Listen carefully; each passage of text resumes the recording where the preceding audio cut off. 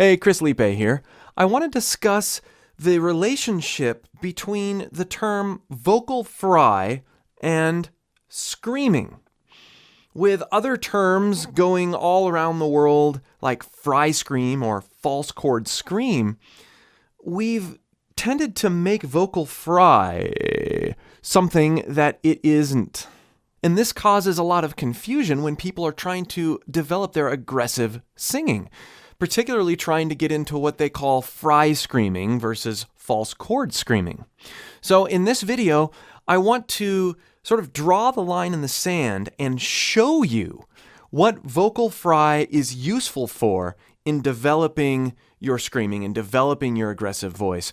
But also, I want to make a clear delineation as to what it's not and where the usefulness of thinking about and implementing pure vocal fry, where that sort of goes away, and learning how to implement and feel other coordinations that we work with are far more useful. Where is the sun? Where is the sun?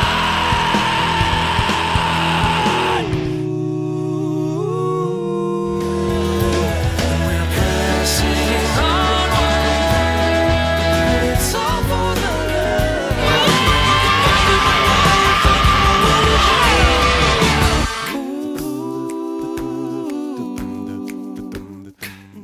What I'm covering in this video, I go into much greater depth in my free course, 7 highly effective vocal exercises that won't annoy your neighbors. You can find that by clicking the link below, and you can take some of the things that I'm doing in this video to a much deeper level in your own voice. All right, so vocal fry. Fry. That word fry, we also use when we describe some screaming, fry screaming, right? But fry screaming is not this, louder. It only gets so loud, right? What is vocal fry? Vocal fry, and you can see this if you shove a camera down your throat and try fry. Vocal fry is a very loose engagement of your primary vocal cords.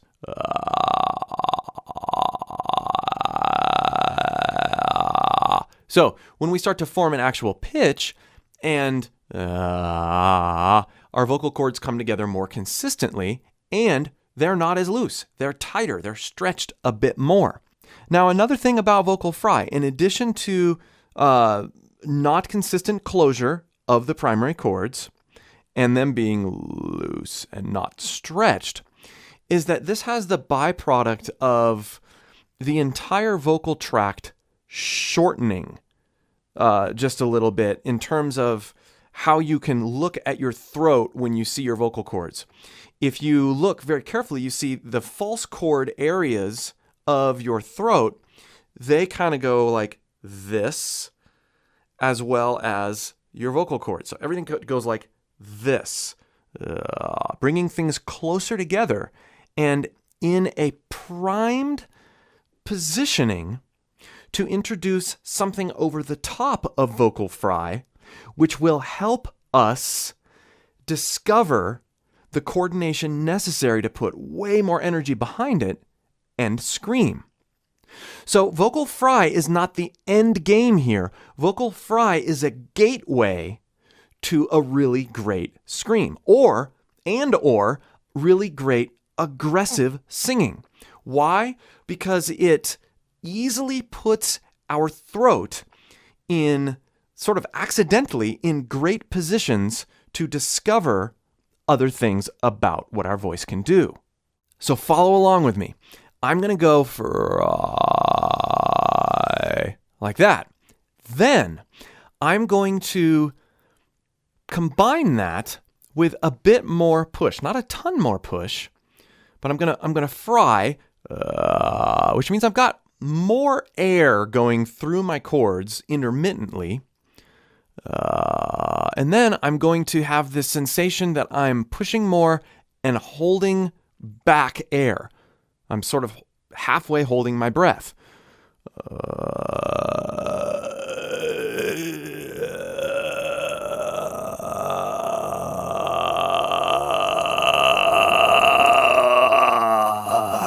Now, you can hear when I'm doing that, the sound gets louder, it gets a bit more full, and I'm incorporating this coordination of holding back my air with trying to maintain vocal fry. So there's no pitch involved at all.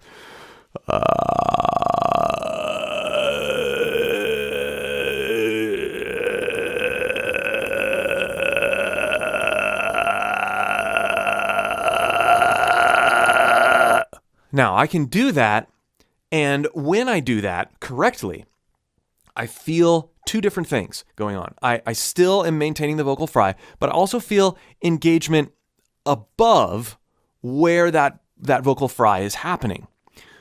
What we're doing here is engaging our false chord area of our throat in a mild way with vocal fry happening at the same time. So our false chords are engaged and our vocal cords are engaged. This is great. This is what happens when we're aggressive singing. This is what happens when we're screaming. But we have no pressure to hit a certain note. We have no pressure to do anything particular because we're just learning that feel and realizing what we've just done. We have engaged our false chords over no pitch.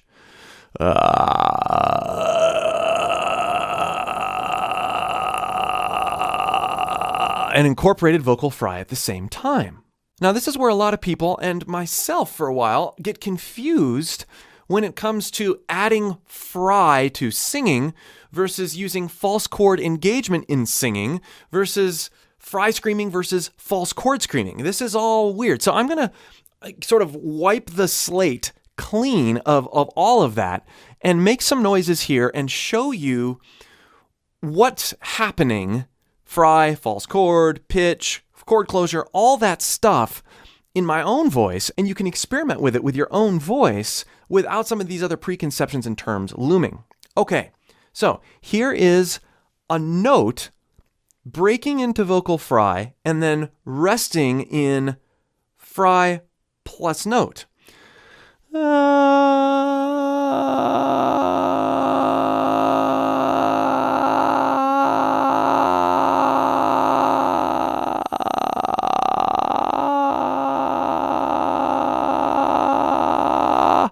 What's going on there? Well, I am experimenting with just a little volume, my closure. And you can hear it cutting out. The vocal cords are very capable of doing things very fast, right? That's how we get pitch. That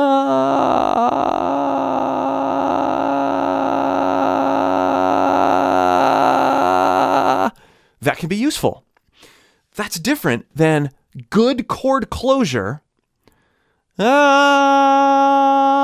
And then doing the exact same thing I did with vocal fry, which is my loose chords, and then engaging my false chords. So pushing, but then using compression, using false chord engagement to hold back air. Right?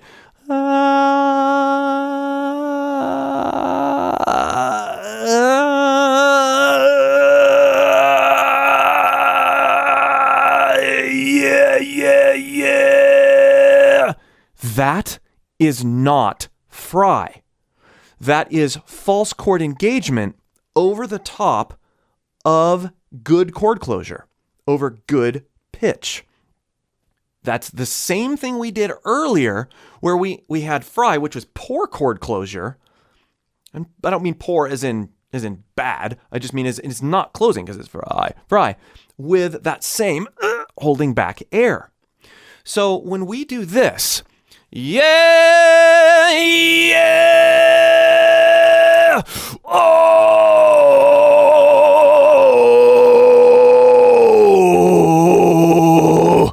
we are using our false chords over good closure.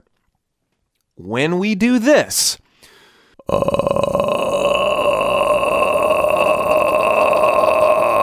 that gurgling sound where there's no definitive pitch, we are combining fry with false chord engagement. That's the delineation. Okay, I want to go over a track now, and I want to demonstrate taking these sounds to singing over a backing track. One of the best ways I feel comfortable taking goofy things and applying them in a musical context. And I'm going to use the words, "Where is the sun?" as my musings as I experiment with some of these different sounds. And you'll be able to see how a lot of these things are very useful. False chord engagement, full chord closure with pitch, vocal fry with false chord engagement. All these things can be very useful. And then as I push and as I learn how to engage my false chords with the correct amount of airflow and this poor chord closure versus good chord closure, I can moderate the type of scream I want to have. All screaming, all aggressive singing is going to have false chord engagement. Okay, let's go to the track and see what happens.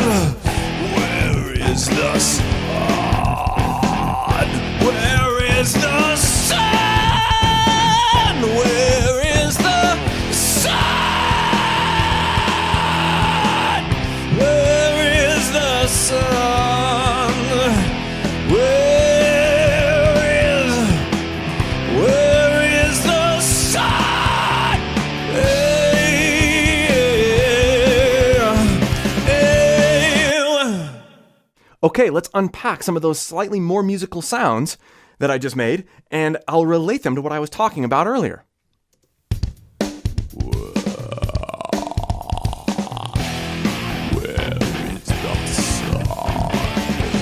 Pure vocal fry there. Pure vocal fry. Where is the sun? Now that's not very loud, and that's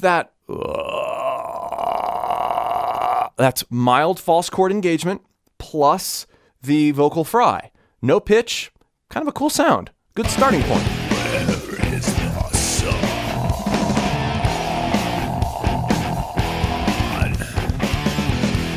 Where is the sun? More extreme there. Where is the sun?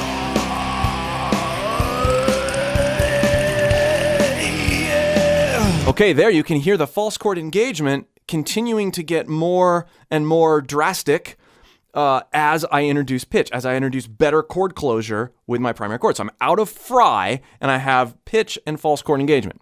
Yeah! Some of that's pretty, some of it's not.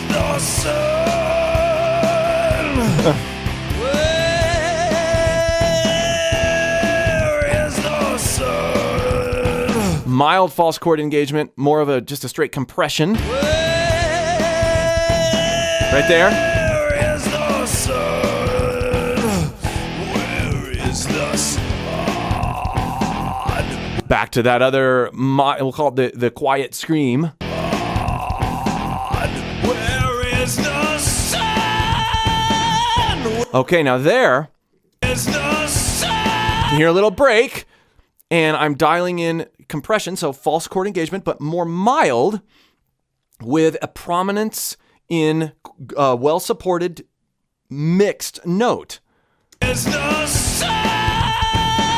Where is the sun?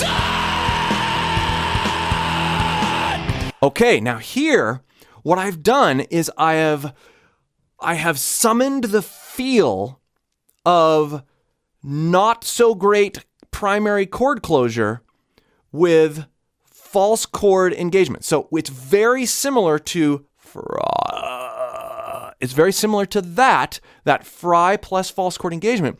Only I'm going to have a lot more air. And then if you've watched other videos, I've exploited my vocal break so that I can get those moments of poor chord closure. It's the exact same idea as the quiet scream, much more well supported. The primary chords take a back seat. They're still there, but they take a back seat to that false chord engagement, which is primarily what you're hearing with this. Sun, where is the sun? Where is the sun? Hey. Same thing with that last scream. So you can hear the different varieties of things happening, all within the contexts of the things I was talking about feel-wise earlier. Again, if you want to take this stuff even deeper and take quiet and experimental exercises to a whole other level, join my free course, 7 highly effective vocal exercises that won't annoy your neighbors. You can click that link below. We'll see you for more.